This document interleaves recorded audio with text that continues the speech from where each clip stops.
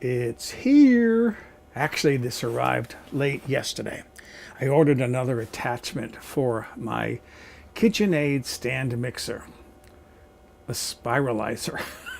Another gadget that I can use in my cooking videos. So let's do the unboxing. A little bit of a scuff here. Break that open.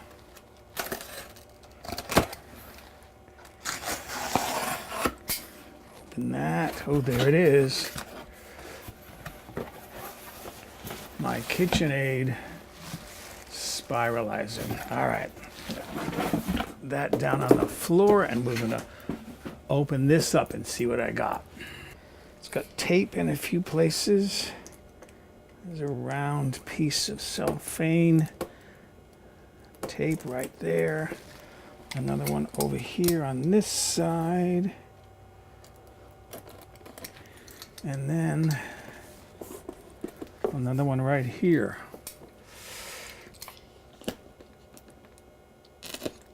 Okay. There we go. So what comes in the box? Well, first of all, there's a pocket here, and this is where the instruction book is housed. I already have a copy of this because I downloaded the PDF. You can get it either from the Amazon website or from the KitchenAid website. Put that back. And then one thing I want to explain here is I ordered the 6-blade pack rather than the 4-blade pack. It comes with 2 extra blades. I like the extra versatility. Just looking at a few of the blades. One thing worth mentioning, these are 2 slicing blades, and well, let me do a close-up. So let's look more closely at the blades. Here are 2 slicing blades. And what you might notice is the hole in this one, it's called the core, is bigger than the core in this one. Because this is for things like apples and pears where there's a larger core that you want to work around. Whereas for smaller fruits that don't have much of a core, like a piece of zucchini, you can use the smaller core slicing blade. And then over here there is yet another blade. This is the fine slicing blade. This one only comes in the 6-blade box, not the 4-blade box. And then there are 3 spiralizing blades. They all come with the small core. There's large, medium, and small. This is the small one. And they're known as medium, fine, and extra fine, again, with the small blades, small cores. So I'm going to show you that in a little bit.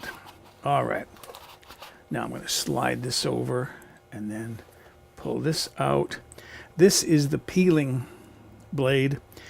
You can use this or not. It's optional. You can spiralize without peeling your vegetables or fruits, or you can just use this alone to just peel something without spiralizing it. Put that back in. This is the skewer. So you impale your fruit or vegetable onto this, either with it attached to the body. This is the body right here. We'll get into that a little bit later on. Or you can put this into the fruit first and then attach it to the body. And then toward the back here, toward where the lid attaches, there's a spacer protector thing right here. That protects the blade carrier. I'll lift this out so you can see what it looks like. So this is the blade carrier, and this is the body. Under this badge here is the motor drive to drive attachments. You either have the removable badge, or in my case, it just swings up out of the way. Then looking at the body of the spiralizer, there's a peg here. That peg aligns with a notch on the side of the drive. And this drive shaft here, this square one, aligns with a receptor inside. You have to back out the screw, the lock screw, and then line this up, put the peg in that notch, use the thumb screw to tighten it in place, and then it's on the machine, ready to use. Before I do any using, I'm going to wash some blades that I think I'm going to use. This black device here is the blade carrier. It's engaged with this shaft here that they don't have a name for it, but technically it's a screw drive. As it rotates, it'll move that blade down along the vegetable or fruit that you're spiralizing or slicing. To move this, you disengage it from the screw drive, and then you can slide it back and forth. All right. Now, if you want to use the peeler, this is the peeler, it snaps into the bottom of the blade carrier. Now it's in place, and I'm going to attach this blade. This is the fine spiralizing blade. It goes down from the top like that. If you want to remove the peeling blade, you have to remove this first, because otherwise the blade gets in the way. This peeling blade is not going to slide out. So slide this out first, then you can remove the peeling blade. I'm not going to use the peeling blade when I spiralize some zucchini. So I'm going to put this in place, and then I'm going to slide this all the way down to the end so I can put my zucchini on there. Let's talk about zucchini, shall we? When you're selecting vegetables or fruits, in this case, I just learned that zucchini is a fruit rather than a vegetable, but that's another matter. You want to get something that's fairly straight, because if it's got a big curve in it, it's going to wobble while it's spiralizing, and that may not give you the results you're looking for. Also, you have room for about 5 inches of fruit or vegetable on the spiralizer. I'm going to have to trim this down. If you're spiralizing something long like a cucumber, you'll want to cut that into 5-inch lengths. Also, don't cut at a sharp angle. I'm just going to waste this because I have to cut this off anyways. If you cut off at like a beveled angle, this isn't going to fit on the skewer very well. So try to think about the straight line going through and cut a really perpendicular line, 90 degrees to the center line of the fruit. I'm going to measure 5 inches. Right there is 5 inches. I'm ready to put this on my spiralizer.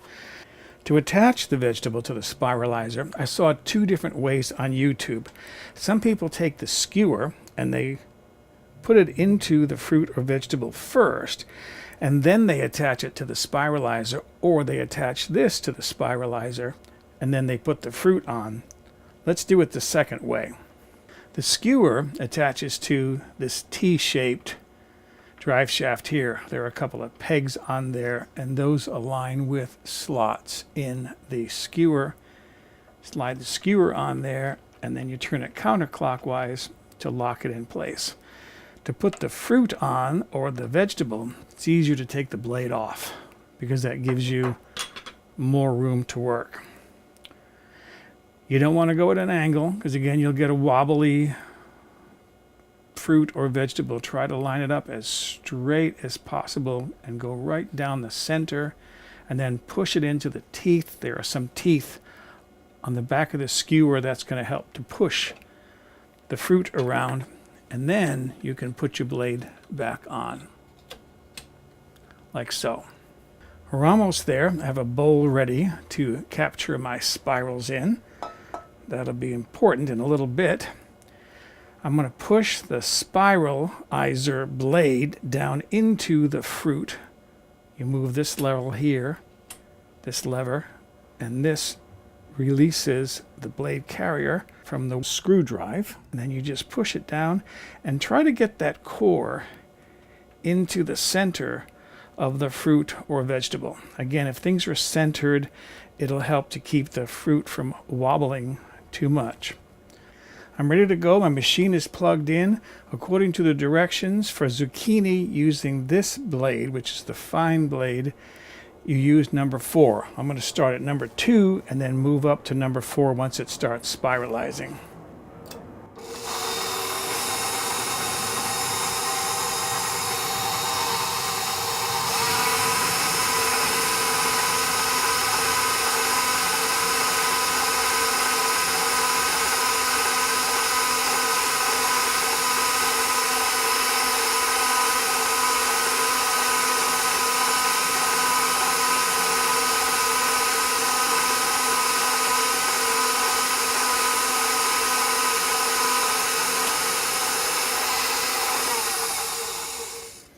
Once the blade carrier gets to the end of the screw drive, not going to go any further in, so you can just disengage it, slide it back, and then you can pull your fruit off. There it is. There are the spirals of my zucchini. And by the way, these blades, they're dishwasher safe on the top shelf of your dishwasher. I'm just going to wash mine in the sink. And the body of the spiralizer, you never put that in water, whether it's the dishwasher or the sink. If it needs to be clean, you wipe it down with a damp cloth. I believe they call these zoodles.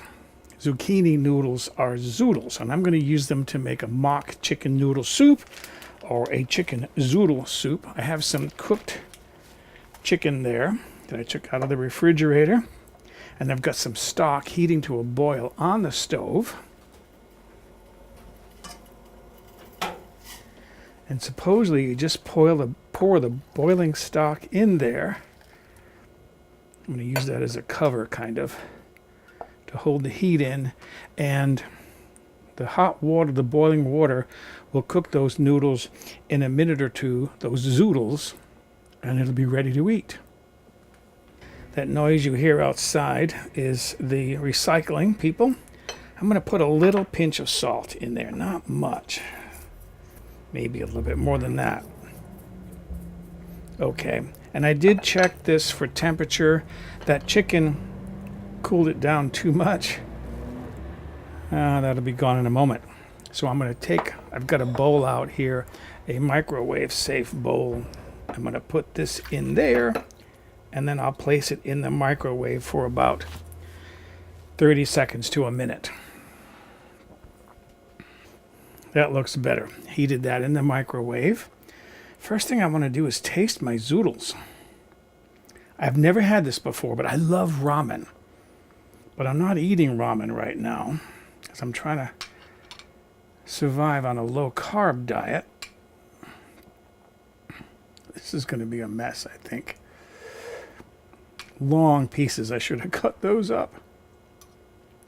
I'll just break it off with my teeth.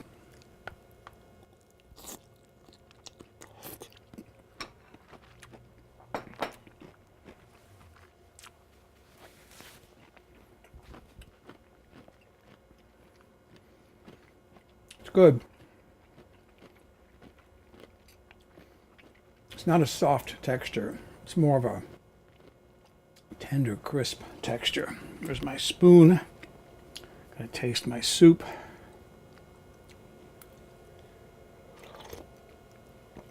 Yeah, that's excellent. So excuse me, I'm gonna go enjoy my, maybe I should call this zoop, my chicken zoodle soup. Excuse me, I'm gonna go enjoy this for my lunch. A late lunch, but it'll be good.